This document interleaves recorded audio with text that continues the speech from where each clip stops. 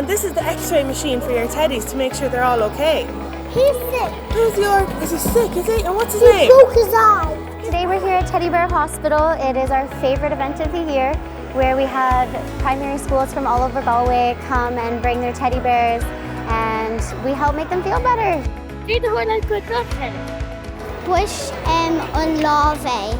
She has 2 broken legs. She bounced off the trampoline and fell off it. My teddy got antibiotics. Yes, he was vomiting. She ate an tapin were in a bullock autism leg. Really, the aim of today is just to promote wellness and make our kids feel comfortable building connections with healthcare providers and just really talking about health. I'm glad to be here today and the teddy's all better.